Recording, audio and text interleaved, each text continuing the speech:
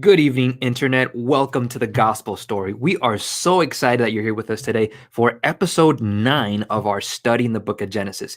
How's your day been? Has it been a long day? Are you just kind of crawling to the end of the day, or did you accomplish what you wanted to? Well, regardless of what your time is, if you experience what you wanted to experience, fantastic. If you're just crawling to the end of the day, it doesn't matter. Try again, do it tomorrow. You can do better. You can always do better, but it isn't the end of the world. We are here. We're enjoying our time. And I want to welcome each one of you to the Gospel Story tonight. If you're here on social media, Facebook or YouTube, why don't you just do us a quick favor, and subscribe and share this video with other people right now. Just take a few minutes and do this, because this is a way that the algorithm kind of puts this in front of more people's eyes. And that way, as more people see this, more people are able to be blessed. So this is one easy way to do it. You could say outreach. Just share the button and that tells YouTube that and Facebook that stuff is happening. So regardless, welcome to tonight, the Gospel Story. Where are you guys watching us from? Why don't you guys share in the comments? Just leave us a message and tell us where you're watching from, and that way I can see who's on today. I see already some people are joining us here today on Facebook and on YouTube, which is where most of our audience is today. Welcome, guys that are coming in and they're joining us today. We are in the middle of a very interesting story here in the book of Genesis. We have just finished leaving Abraham off we met Abram last week, and we introduced God to Abram, and now Abram and God are just starting to form this relationship. And today is when you're going to see that relationship kind of take off and see what happens when Abram trusts God's words and he starts living his life. As we mentioned last week, Abram's story is a very important one because he's known as the father of the faith, not just because he is the originator of the three monotheistic religions in Judaism and Islam and Christianity, but because he is also an individual whose experience in many ways mimics our own experience in terms of faith. And you're going to notice that this is something that it might parallel your life maybe a little bit closer than you would have liked. But as you're seeing his story, you might remember some of the ways that you kind of lived your life, and or you might learn how faith ought to be lived. And so this is a good story to start learning from. Josephine, what's going on? Dana and Josephine in the house. Good to see you, Josephine. Valerie Smith, good to see you joining us from home. And as always, we are very happy to have our friend and colleague, Brian Seawalt, joining us today. Brian, how are you today, man? I'm really good. Thanks for asking, man. It's getting better. The day is just getting better right now. Listen, I mean, absolutely. You have the mate. You can't complain. It looks all good. Oh, by the way, today, guys, we are going to be missing our fearless leader, Lafitte Cortez. He is actually recording with our youth. We're going to be having a special program this weekend, and so there's a lot of recording they're doing for that. And so he's gonna join us next week, but right now he's busy recording some stuff. He wishes he could be here, but it's gonna be really fun discussing tonight's lesson with Brian. Shout out to Marta Morales watching us from Miami. Good to see you. I saw Jorge. He sent us a beautiful video last week. Brian, did you see that when he was in Tennessee? Is he still alive? Is he? Listen. I'm not even sure. I'm not sure if he is alive at this moment. Marta, is your husband alive? It sounded serious. Yeah, it sounded like there was something happening over there in the mountains of Tennessee. Let us know if he's still alive, Marta. If not, we'll send some condolences. It's what is a great dude. So, anyways, guys, we're so happy. Oh, he's alive. He's alive. That's the latest news. The man is alive. Okay, good to see that. So, guys, listen. Today's gonna be fun. We're gonna just jump right into this because we have an hour to discuss a very important book, a very important section in the book of Genesis. And so what I'm going to do right now, I'm going to invite you guys to open your Bibles wherever you have them. And we're going to go to the book of Genesis, chapter 12, verses 4-9. Last time when we finished reading the story, or we kind of left Abram, we saw that God was giving Abram a kind of like a call. All right. In Genesis chapter 12, we read how God told Abram, this guy in the middle of Ur, he said, hey, listen, go and out of your father's country, get out of your father's country, out of your father's house. You're going to go to a place where I'm going to show you, and I'm going to make you into a great nation. And I'm going to bless whoever you bless. I'm going to curse whoever you curse. And in you, all of the families of the earth are going to be blessed. And so this is where we begin the story of Abram. So I'm including a little bit of chapter 12, verse 4, which is kind of like leads us into today's message. But let's check this out. We're gonna check out this verse 4 all the way through the end of verse 9. So whichever version of the Bible is good that you have is good. Just follow along with us. I'll be reading from the New King James Version right now, and it says, "So Abram departed as the Lord had spoken to him, and Lot, this is his nephew, as we read about last time, went with him. And Abram was, check this out, the dude was 75 years old when he departed from Haran. Then Abram took Sarai, his wife, and Lot, his brother's son, and all their possessions that they had gathered, and the people whom they had acquired in Haran, and they departed to go to the land of Canaan. So they came to the land of Canaan. Abram passed through the land to the place of Shechem, and as far as the terebinth tree of Moreh, and the Canaanites were there in the land. Then the Lord appeared to Abram and said, "To your descendants I will give this land." And there he built an altar to the Lord, who appeared to him, and he moved from there to the mountain east of Bethel, and he pitched his tent with Bethel on the west and Ai on the east. And there he built an altar to the Lord and called on the name of the Lord. So Abram journeyed, going still on towards the south. Now, this may be like, hold up, he went where? You may be like, hold up, there's a lot of places I'm not familiar with.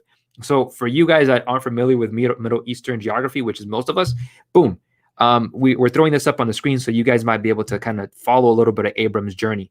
So here's a guy, he goes from the east. You see Tigris, where's my finger? Around here. He goes up, Babylon was around there. Is where Abram's family starts. He goes all the way up to Haran. Let me see my finger. All the way up here. Follows presumably the rivers as we talked about up there. And then he goes west, as you see, towards the Mediterranean Sea. And he starts coming down south, right? He comes to Shechem and to Bethel, to Ai, this whole area. This is the area where the book of Genesis says that God appears to Abram and says, you see this whole area? This area is what I'm going to give to you and to your descendants. And Abram's like, oh man, fantastic, bet, and he worships and he puts an altar there. And it's at this point where I think we kind of set up the story of Abram with God. Let me just drop you up here, Brian. He's like, what am I doing here? Here we have the story where Abram meets God now, and God tells him, hey, this is the area. You see it, scope it out. This is what I'm going to give to your descendants. But he notices that the Canaanites are there. So, Brian, what are your thoughts on this as we see this man just showing up, and God says, this is the land I'm going to give you? Well, man, I like that you went through the first couple of verses of chapter 12 again, because there you really see Abram's calling, right? And with the reason for Abram's calling there, right, in verse 3, so that God will be able to bless others through him, right? Well, depending on your version, through him or in him. And what's impactful to me is I was just listening to a seminar on Genesis, and he was talking about how the book of Genesis is really like a laying down of footprints of evidence where we see that God is trying to reestablish his presence with his people. And right here in Abram's story, at the moment, that's exactly what I'm seeing is God is trying to establish his presence with Abram. And you mentioned how he's traveling down, and God shows up. He's like, hey dude, this land's going to be yours and for your descendants. And just a little, I guess, a little question for our audience out there. Did Abram ever own any of that land? Yes or no? And the answer is yes, he did. He owned a very small portion of it, enough to be buried in it. So all he owned from that land that God promised him was a burial ground, which is really, it's a dark turn, right? And we're going to get to that later, how he purchases that later. Right. So it's very ironic, but at the same time, it kind of um, what I really like about this story, I'm sure we'll get into his details, is Abram's character is always like on the move. Abram's character is always on the move, and whether that's good or bad, whether it suits him or it doesn't, he's always on the move. And I think that's something that we're lacking today, is that we tend to just want to sit back and enjoy and relax, um, and just be able to enjoy our labor from our labor, right? And Abram, you see, man, he's always on the move. Why? Because of his calling. And God says, I'm going to bless the people through you. So you got to move around, bud. That's right. And so he's not satisfied, in other words, where he's at. He's moving around trying to see God's promises. Yeah. Good. Let me just stop for a second and say hello to people that are just joining us. Yvette Mastronardi de Argentina. Che, bienvenido. Yeah, she's over here. Good to see you, Yvette. Richard, good to see you, man. How's everything? Happy Wednesday to you too. Mary, hello everybody. And Micheline, good to see you. Happy Wednesday, Richard. And hello to you too, Micheline. She was here yesterday and got to enjoy a little bit of some of the veggie patties that we had. Very good. And you didn't get here in time, Nelson, because she had some Trinidadian, I don't know what it's called, but it looks like a burrito. I missed it. Yeah, man, you did. I got there a little bit late, but early enough to enjoy still some warm patties. So for sure. That was good for me. Good to see everybody here. We're so glad you guys are just joining us here as well. And those of you guys who have been watching, thanks for joining us thanks for joining us as well. So here, going back to Abram, one of the things that stands out to me, Brian, is that here's a guy that has, up to this point, he has not, he's coming from a polytheistic worldview, presumably, because we don't have, if we look at all the ancient Near Eastern folklore and all of the things that we find from ancient Mesopotamia, which is where he's at, a lot of what we're finding in the folklore, it's all polytheistic. And we're going to see more of how Abram's story into polytheism kind of plays out. But here he's deciding to follow this God who appears to him, right? And so here he shows up, and literally God shows up to Abram in verse 7. He says, the Lord appears to Abram and says, to your descendants, I will give this land. And so this guy decides to build an altar to the Lord here east of Bethel. Something that jumps out to me is, as I'm listening to Bethel is a Hebrew name which means house of God. Bethel. But El in the Semitic language is not like is not like a designator for God as we know him. House of gods. Bethel. El is just a default. El is a default God. It's a lowercase g. Lowercase g. Or lowercase g. So house of God. And so you could actually say that, here Abram is building an altar to God in this way that he knows how to. I mean, we don't know exactly how the altar was built, and we don't know if it was called Bethel before Abraham got there, at least according to the narrative, or if now Moses is referring to a place where everyone in that time where he's writing, they know it's called Bethel because it was called after Abram moved there, or before. We don't know this. But the point is, here Abram's building an altar to God in a way that he knows how. But something that always jumps out to me is that, Abram just met God in a personal way a few sentences ago. Like it wasn't even a chapter. And the way that he's meeting God is just this first kind of encounter. When we think about ourselves, we don't come to God with all this knowledge and all this understanding of who God is and what we're supposed to do. We're kind of just following, kind of not fully blind, but kind of not knowing who God is. And remember, at the end of the day, in the way that I view Genesis, the main question that we're trying to answer is, can God be trusted? That's the main question. So here, Abram is building an altar to God, and it's great to see that he's willing to follow God, even in the little that he knows. I mean, he's seeing that God is going to give him a land and that God's going to give him descendants. So he's like, man, fantastic. I'm going to build an altar towards God because I trust, or I'm happy for the fact that he's going to say, I'm going to make your descendants, I'm going to give your descendants this land. And not only that, let me see this. Yeah, the dude builds two. He builds two altars. In verse 7, he says he builds an altar to the Lord. And then in verse 8, after he goes to Bethel and goes west to Ai, he says, there he built an altar to the Lord and called on the name of the Lord. So he was like, yeah, I'm going to build an altar to God. Might have built two.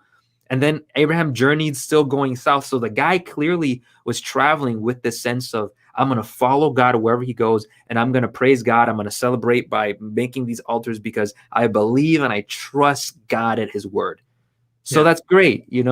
I'm setting this up because it's not always going to be this way, but the guy is following what he knows, the little that he knows of God. Yeah, and to your point, it seems like God promises him something, and he's like, "All right, I'll take that promise," and he scopes out the promise. So it's like God tells him, "Hey, I'm going to give you this land," and he travels the land to look at it. Well, it looks like a good piece of land. I don't know what's going on in his mind. I want to assume since he sees that the Canaanites are already there, he's like, "All right, how am I going to have this land? Me and what army? Because I don't even have any kids yet, and I'm already 75, right?" Um, me and what land. But I also think that at this point, Abram was at the, I don't know if the pinnacle or the prime of his life, because he lives for like 100 more years. I think it's like to 175 or 65 or something like that. 75 is the new 20. So that was probably like maybe 30 years old. Today's 30. And so he was a pretty strong guy, and looking around, he's like, all right, we can make this happen. We can make this happen.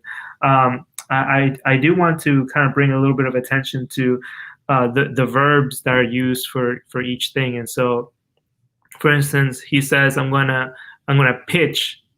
Right? He pitches his tent, but he builds an altar for God.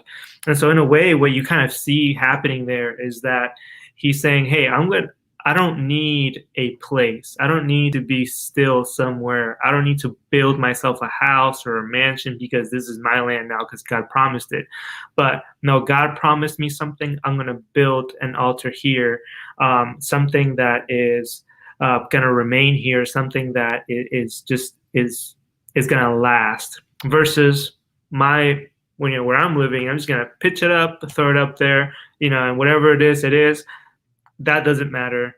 This space where I get to encounter with God, that's what matters to me. And I guess that's what I see here from Abram. And many times, Nelson, we spend so much time trying to build a career for ourselves, trying to build a life, trying to build a family, trying to build things that in one way or another is going to make us feel accomplished.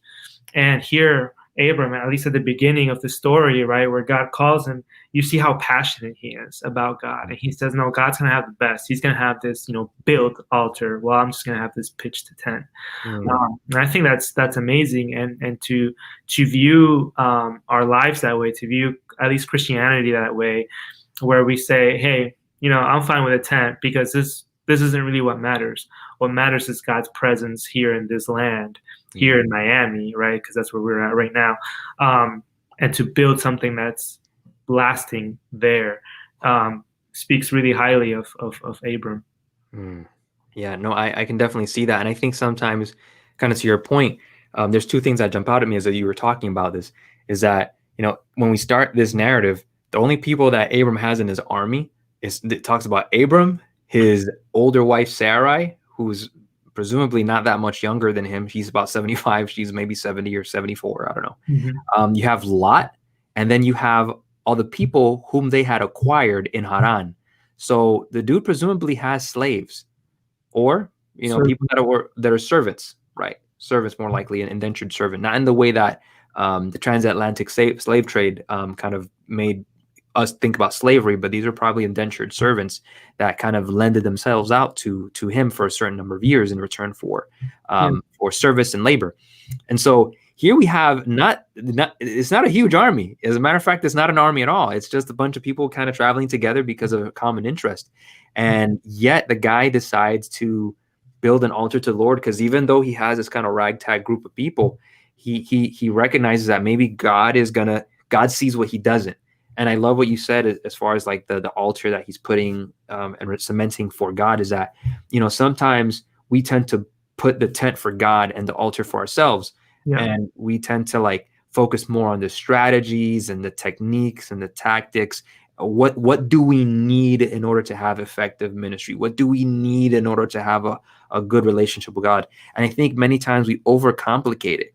And when we forget that sometimes the thing that we need to have is a walk with God, prayer, personal devotion with God, time for meditation, spending time with God's word ourselves. It's like we don't generally tend to give these things all the attention that they deserve, but yet these are kind of like the legs, the building blocks of our entire relationship with God. We think that it's about like the way that we do things in terms of the messaging or the space and the environment, rather than the personal time that I'm spending in preparation in my alone time. And yet you see in Abraham's story, again, this is why he's a father of the faith, where he's emphasizing what needs to be emphasized, and it's that relationship with God first and foremost, and everything else comes as a second to that. You know what I'm saying? So George Maldonado, good to see you, man. God bless you too, brother. And Lorna, happy Wednesday to you as well. And as she said, again, Abram had this development of trust. Yes, as she says here in the comment, Abraham had an element of trust that you're already starting to see here, that he was willing to follow God and prioritize the things in his life the right way. So if we want to think about like where God might be calling us, it maybe starts by looking at our priorities. Where are we building tents versus where are we building permanent structures and altars? That might be the way a good way to find out the attention that we're giving to things. Chantal, good to see you here watching from Davie. Blessings to you. I mean, we have to keep in mind, just like you mentioned, this altar, it didn't come with like instructions, like building instructions.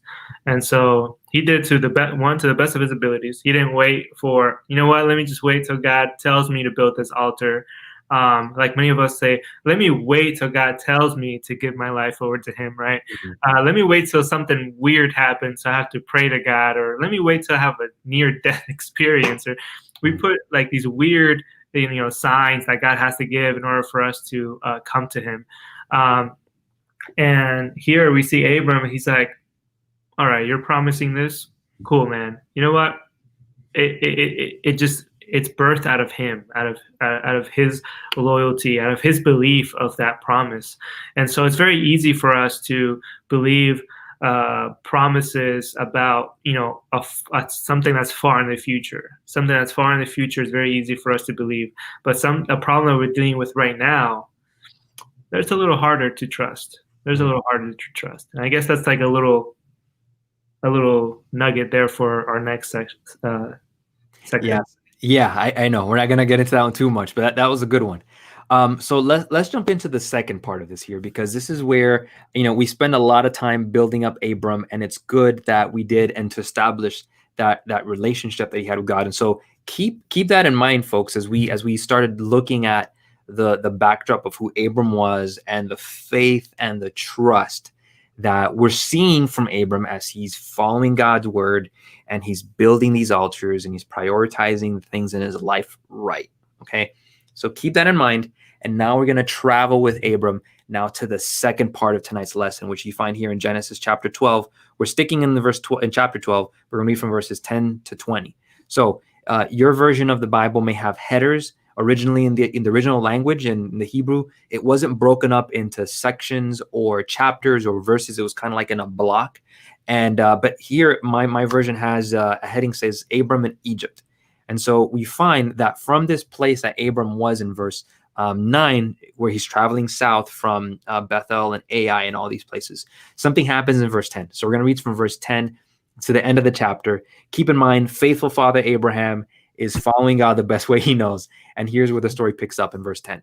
Now, there was a famine in the land, and Abram went down to Egypt to dwell there, for the famine was severe in the land. And it came to pass, when he was close to entering Egypt, that he said to his wife, to Sarai, his wife, indeed, I can imagine him kind of whispering this to her because he didn't want to be too loud. He said, listen, indeed, I know that you are a woman of beautiful countenance. Therefore, it will happen when the Egyptians see you that they'll say, hey, this is his wife, and they will kill me, but they'll let you live. Please say that you are my sister, that it may be well with me for your sake, that I may live because of you. Okay. So it was when Abram came into Egypt that the Egyptians saw the woman, and he was right, that she was very beautiful. The princess, the princess of Pharaoh, also saw her and commended her to Pharaoh. The princess of Pharaoh also saw her and commended her to Pharaoh. And the woman was taken to Pharaoh's house, this being Sarai. He treated Abram well for her sake. He had sheep, oxen, male donkeys, male and female servants, female donkeys, and camels. But the Lord plagued Egypt and his house with great plagues because of Sarai, Abram's wife. And Pharaoh called Abram and said, "What is this you have done to me? Why did you not tell me that she was your wife? Why did you say, 'She's my sister'? I might have taken her as my wife. Now, therefore, here is your wife. Take her and go your way." So Pharaoh commanded his men concerning him, and they sent him away with his wife and all that he had. The end. What? Oh, hold on, Brian. You're muted here, brother. He was in on the whole investment strategy, man. He was a good investor. Yo, what happened? I don't know. We just finished again. We hyped this dude up. This guy is like, he's a father of faith. He prioritizes right. He had trust. And then all of a sudden, hey girl, listen, I know you're beautiful and they're gonna kill me. So for my sake, you need to tell them I'm your sister. What happened to that trust, bro? Bro, I mean, it went out the window from 10, really. And that's the whole the promise thing I was mentioning because when there's a problem far ahead, he's like, all right, these Canaanites live here. Obviously, I can't own this land now, but God's gonna give it to me. It's a promise from maybe in a few decades, maybe in a century, who knows? Maybe my kids will have it. Cool. But then the problem that he has right in front of him, this famine, he's like, oh, I'm gonna solve this myself. Mm-hmm. He doesn't wait for God. God doesn't tell him to go to Egypt. God told him to go to Canaan. That's it. After that, God doesn't tell him to go anywhere. And so, in a way, I think many of us Christians operate that way, where we're like, yeah, Jesus is coming back soon. The promise that the Messiah is returning, and that we're all going to go to heaven with him, spend eternity, enjoy the riches of heaven and his company. But wait a second, like I don't have enough money in my bank account. Oh, I got this. Or wait a second, I can't, pay for that, or I can't have the thing that I want, or I'm going through a specific need right now. We don't wait for God to tell us. We don't wait to believe in God in that scenario. Mm-hmm. We tend to just kind of act on our own volition and try to solve the problem ourselves with zero patience, Mm-hmm. And so I think that you see that happening to Abram right here, and yeah, man. Yeah, we're gonna get to. I see Yvette. She wonders, about this. Yvette says, "I always wonder about that. What faith? Like, what happened to faith?" We're gonna answer that kind of at the end, because I think this story is a good setup for like to see how the gospel actually plays out here. But we're gonna take it kind of step by step. I love what you said, Brian, because even the first act of him going down to Egypt for there was a severe famine in the land. I never really considered that. What about was that in itself a step already in the wrong direction? Did God tell him to go there? Did he go there because again he thought that maybe things weren't looking good? But what about the area that God had told him this is going to be your kingdom? Or this is going to be your land that I'm going to give to your descendants? Did he start doubting that relationship with God? Possible. Because what I'm noticing is that by the time we get there, he's already lost. Again, the question is, can God be trusted? And God didn't say you're going to have many wives, and currently he only has Sarai. And in order to have kids, you need someone else. Mm-hmm. So he's already thinking that, man, listen, man, I'm the father of the faith, but I don't know about you. I don't know if you're the mother of the faith, because he's already trying to paint Sarai as the hero and saying that, listen, you're beautiful. And listen, she must have still got it, being 70 something and still basically saying, hey, listen, She was probably like 30 in our days. You know? You know what I'm saying? But she's like, listen, you got it. And you're going to help me live if you tell them you're my sister. And so that's going to be good. So she was like, okay, yeah, that's a good one. And so imagine that she's starting seeing all the attention and she's like, oh, okay. She didn't tell anyone either. So she's, she's trying to keep her husband alive and presumably enjoying the fact that none other than the Pharaoh is courting her, and she caught his eye, and she's giving him and Abram tons of things. He's rolling out the red carpet for them, and it says here that they're taken to Pharaoh's house, and he's treating Abram well in verse 16 for her sake, probably because he's like, oh, this is her brother. Yeah, man. And which, here's the thing, if you remember the story, technically he's not wrong. He was technically her half brother, right? So Yeah. he wasn't explicitly lying, because she is my half sister, but here is Pharaoh giving him all these oxen and these donkeys and camels and all the stuff, these riches of Egypt. And then what happens is that here, then God, we tend to think that God only hit Egypt with the plagues in Exodus. But no, here's the first time where God hits Egypt with the plagues. Yeah. And we don't know what they were, though, right? Yeah, I love that. Actually, Sarai is kind of the hero in the story, at least at the beginning. Like the fact that, yeah, without God, in the picture, she saves his life technically. But man, you see like this trajectory happening in the story where God promises something. And so God promises something. Abram gets like these goosebumps. He's like, oh man, I'm on fire for God. And he goes and he's traveling around. Yeah, God's going to give me all this. Let me build altars, da, da, da, da, da. And then he gets to a moment where it's like, all right, man, God, I built these altars. Where's the food? Like, why aren't you providing for me? You promised me, why aren't you providing for me?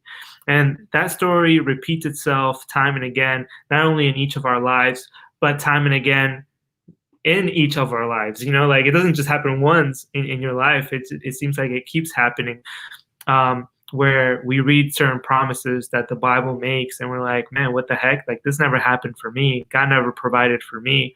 And that's what Abram kind of goes through. It's like, hold on, man, you made me this promise. I left my home. I left my dad. I'm here in this Canaan that isn't really as good as, the city that I left when my brother died. That was like great. Here, this sucks. It's like comparing New York to Tallahassee. It's just like, there's no comparison.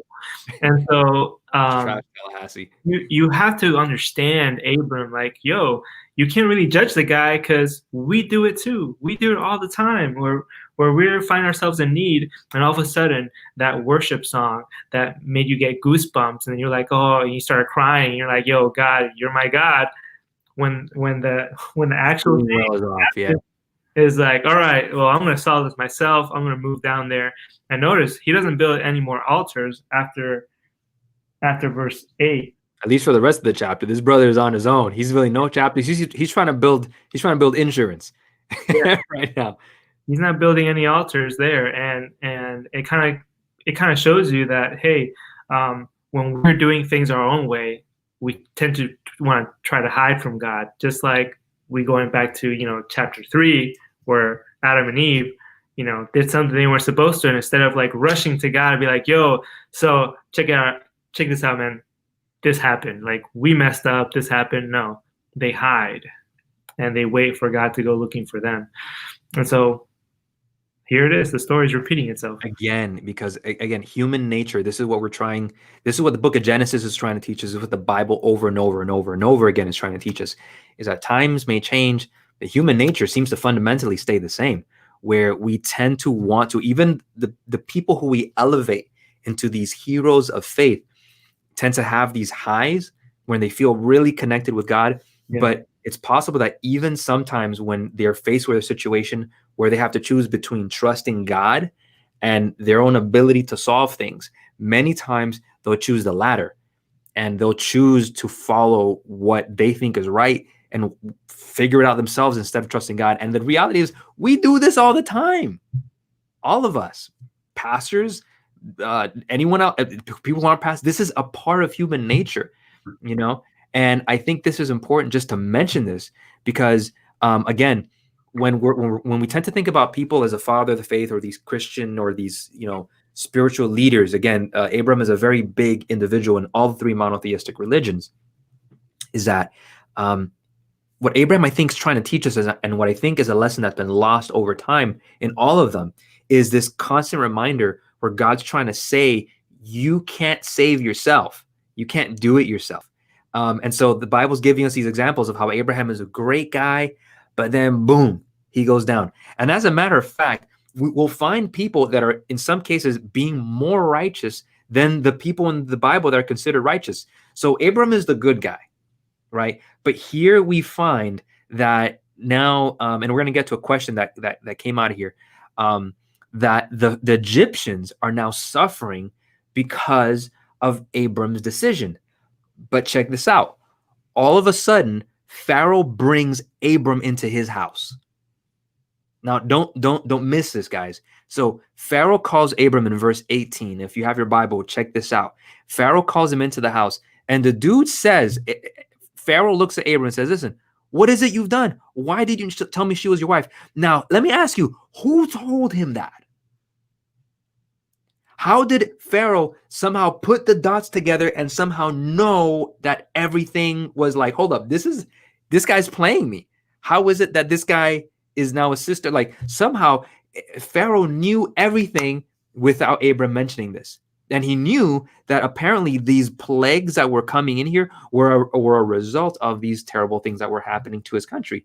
So the way I see this, it's like God must have revealed this to him in some way, shape, or form. And in some ways, the Pharaoh is being the more righteous person instead of Abram saying, dude, what are you doing? Which the reality is that this happens many times where it isn't simply the people that are in the fold of God that are, the ones that have exclusive ownership of who God reveals himself to. Remember, God can reveal himself and speak to whomever he wishes. Right before we ended up talking about Abram's story, we talked about how all of the people in that area were descendants of Noah, and they presumably had the same basic understanding of what happened in the pre-flood account. So God, being the God of the entire world, is working with the Egyptians, with the Pharaoh, and revealing this to Pharaoh in a way that now Abram has got to be like, bro, you're right. Now he looks like the bad guy because he didn't have enough faith. No, he doesn't look him. He's definitely the bad guy in the story. Where I thought you were going with this, Nelson, was that the man who God chose, who God promised that he would make everyone else better because and through him, now finds himself in Egypt and makes the whole country worse because of him. Woo! It's like, bro, and honestly, that's really what happens when we feel like God is revealing something to us. We feel like someone is touching and grabbing at our heart, and we decide to ignore that and to make our own decisions. And we come to a point where we realize that, making my own decisions, it gets me more stuff. He had more stuff. It gets me more stuff, but it makes me and others around me less happy. And feel like they're not being blessed. And so while Abram is still benefiting from the promise that God made him, Egypt is being cursed by Abram. And so and to some extent, it's just like, wow, the responsibility that Abram had and how he completely ignored it, and how far he got from the promise that God makes him at the beginning of the chapter to his practice at the end of the chapter. It's just like so far removed.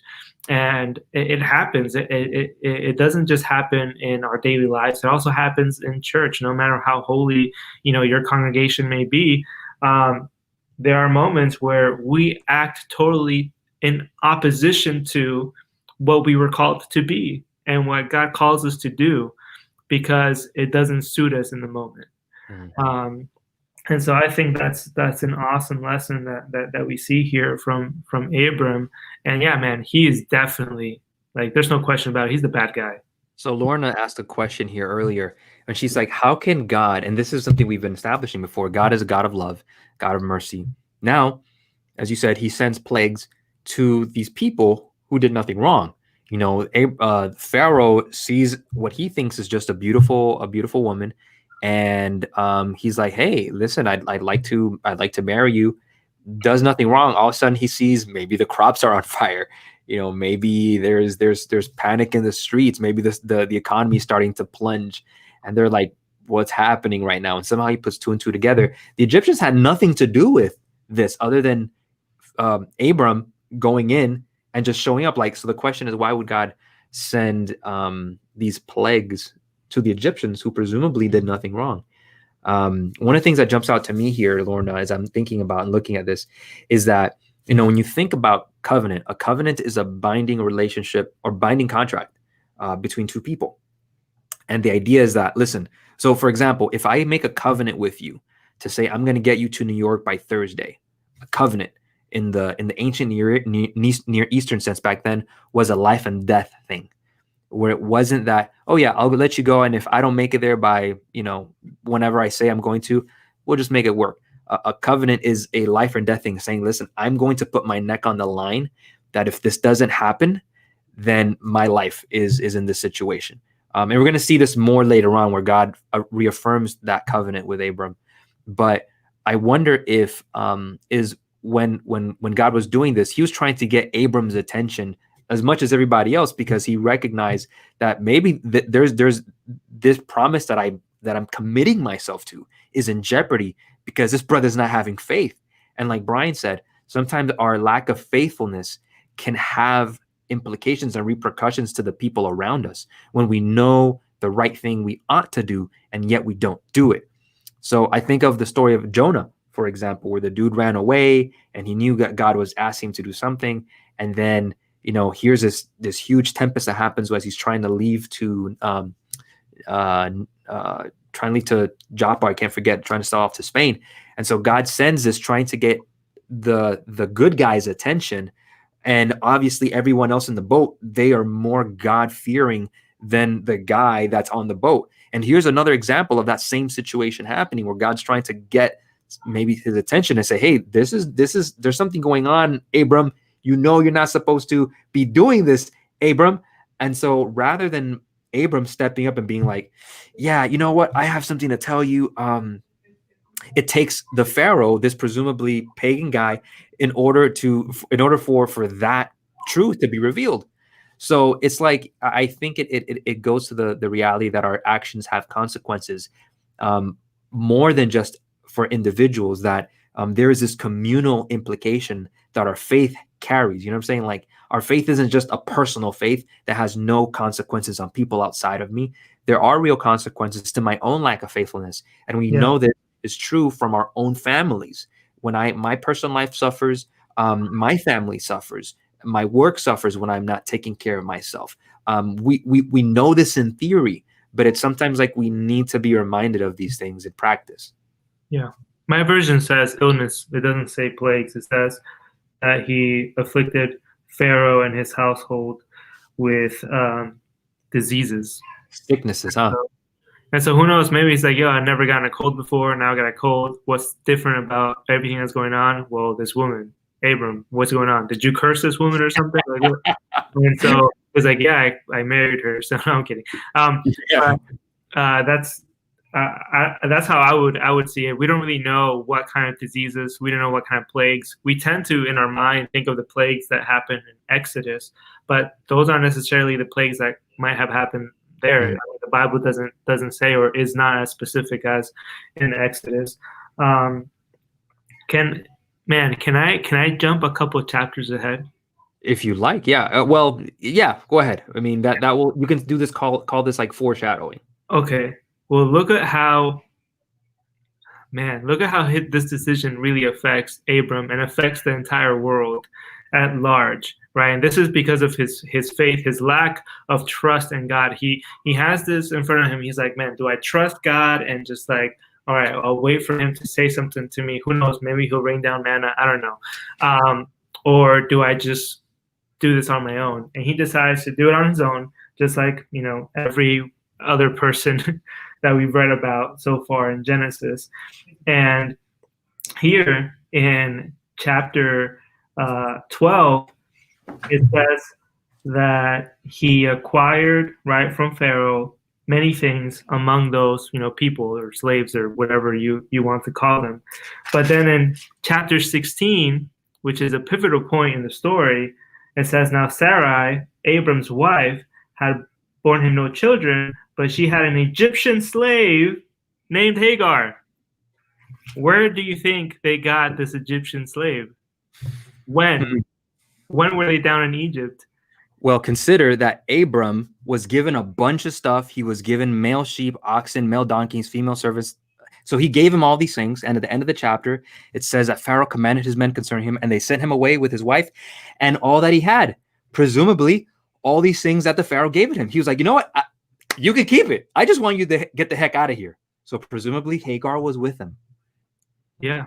And so, dude, I mean, this is very serious, because not only does he not live up to the promise that God gave him to bless other nations, but now he takes that blessing and he does something to it. I don't know. He just like pukes all over it. I don't know. With this whole thing about Hagar, man, because he splits the promise in half, essentially. God's promise, and then kind of has to be edited in one way or another, to make room for Abram's mistake. Well, as we're going to see that more later on when we get to the story of Abram and what happens with Hagar and Ishmael. And that's a tragic story, but also beautiful in the way that you see how it plays out. And I think that if we were to see this kind of as the Bible paints it, it would cause us to kind of build bridges of understanding among many of the three monotheistic religions, where historically there's been a lot of divisions over like, hey, who's a true son, etc. Right. But we're gonna get to there. But you're right. I think that there's a lot of this is already setting the foundation again from a narrative framework for people to keep up with later on, because again, this is a story. We tend to look at the Bible as like a reference book where we say, okay, this is the story of Abraham, the story of Ishmael, the story of Abraham sacrificing his children. And what we're trying to realize is that even, and what you're pointing out is that this is the way the story is kind of unfolding. You're going to see that even Abraham's initial moment of lack of trust is going to start having these long-term consequences. It's like a seed that's going to bear fruit, terrible fruit, years later because of these little lapses of like lack of faithfulness, if you will. And Nelson, this is very important, because we always have to remember, right, the audience, right? And so going back to the audience, to Moses writing this book of Genesis for these first generation Israelites coming out of Egypt. He's writing to them about this man who, he wasn't like a nomad per se, because he wasn't just like going aimlessly, but he was more like a pilgrim. He had a goal in mind, right? I read that somewhere where we can consider Abraham more like a pilgrim. And Moses is leading all these people on a pilgrimage, right? And their goal is to reach Canaan. And Abram's goal was to settle in Canaan, to make that land his and for his family. And so in a way, you see like Moses is kind of telling them like, hey, here are your two choices. Either on this pilgrimage, you trust God and he's going to keep his promise, or you decide to do your own thing.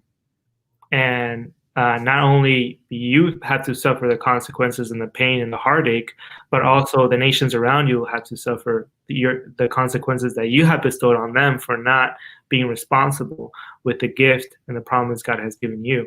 And so it's crazy, because in Exodus, like, what's the first thing they do? It's the golden calf. Awesome. Oh, Exodus, yeah. In Exodus, after they leave, they basically wall out the whole time, and this is where it's not helpful for them. And actually, let me make a connection here as well, because we're not going to get the time to unpack this, because remember, our season 1 ends at the beginning of the year, beginning of January, with the story of Abram sacrificing Isaac, because after that, Abram and God don't seem to talk anymore, and I think that's a good way to end it. But something that you might want to check out later on as you're looking through the rest of the Bible is, Abram builds these altars, and he built these 2 altars before he gets to Egypt. For all of you that are eagle-eyed and know the Bible, Exodus 20 has 2 sets of laws. Do you know what they are? Write them in the chat. What are the 2 sets of laws that you find in Exodus 20? Exodus 20, not Genesis 20 or Leviticus 20, Exodus 20. Now, one of these, if you're a good student of the Bible, will be very clear to you. One is, I'm going to see if anyone who can be the first one to write it. I think everyone's kind of, most people that are writing, maybe in the chat, they might be able to think of one, and they're like, is he talking about like the 10 commandments? Most people can get that one right. That's one of the laws in Exodus chapter 20. But believe it or not, there's actually more than just the 10 commandments in Exodus 20. There's 2 laws in Exodus 20, the 10 commandments, and the second one is the law of the altar. Most people have heard of the 10 commandments, but not a lot of people have heard of the law of the altar. And the law of the altar is a set of rules, 3 rules to be exact, that God gave in order, that God gave to the children of Israel after, again, Brian, thinking about the audience, as they're going through the wilderness, about how to build altars. Because apparently people had been building altars in different ways. And something that's going to be, we're going to go back to this law of the altar a little bit later on when we start seeing Abram building more altars and then making a covenant with God. So I'm not going to unpack those laws, but you're going to see later on is that the reason why this is important is because Abram, as he's journeying, like you said, through this wilderness experience, and the children of Israel, as they're also journeying through this wilderness experience, this is the first story, and the vast majority of the first part of the book of Genesis that they're learning from. And so they're presumably learning from their forefathers' experience of how he succeeded and how he failed. And the same thing is true for us. When we're looking at the story, this isn't just a story about this guy in the ancient Near East that lived and connected with God. And so, no, this is in many ways our same story. And we can also be prone to having the same failures as these guys. And so I can't unpack the law of the altar right now because it's not the time yet, but it's a little foreshadowing that it's just as easy for us to forget God's blessings and rely on our own manufactured recipe for success when things get hard, and then basically take credit for it and just use God whenever we need it. And whenever he says the good things and gives us the promises, we'll cling to the promises and the good news that he gives us. But when things get hard, we tend to go back to default on about like, what's in it for me? Yeah, I guess to kind of give like a little takeaway from this chapter, I think of how history repeats itself, and how the same way that Abram traveled down to Egypt and then left with all these riches, right? Then you also have the Israelites with Jacob coming down to Egypt and then leaving after being enslaved for 400 years with a bunch of riches from Egypt. But then you finally have, the person of Jesus coming down to Egypt, right?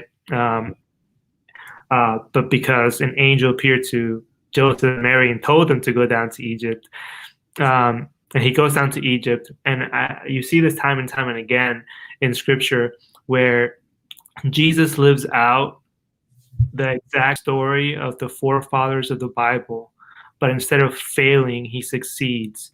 Mm-hmm. Instead of where they fail, he succeeds. And so in a way, the gospel story, what we're reading now, is a foreshadowing of this person of Jesus that, hey, history repeats itself. You know what? I'm just like Abram, and I'm sure that many times in your life, you've been just like Abram, where you relied on yourself.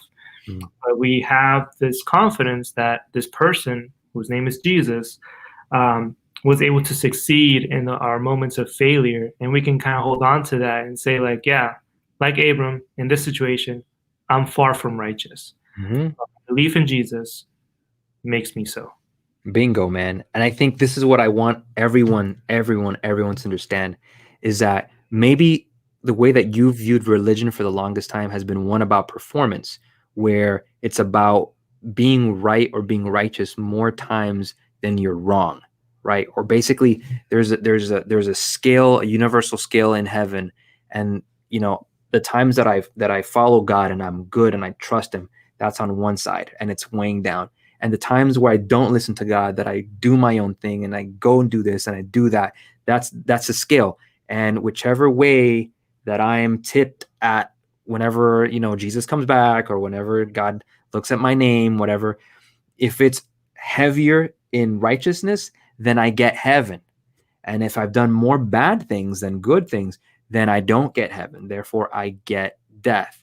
But that's not the gospel. That's not good news. What that is, you're basically looking at a scale of your works, how good you've been or how bad you've been. And whichever way that you've been, more than anything, that determines your wage, what you get. That's not good news. That's not a gift. That's basically it's basically a wage. That's what Paul calls it in the book of Romans.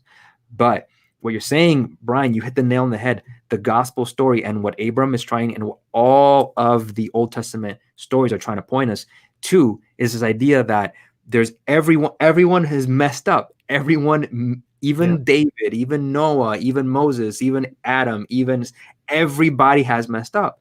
And so there's no one that's getting it right over and over and over again. And so when you look at your life, is it that you're going to be the one that succeeds? Is it you're going to be the one that's going to stand up and you're going to be the chosen generation? You're going to do it right. And because of you, everything is going to succeed?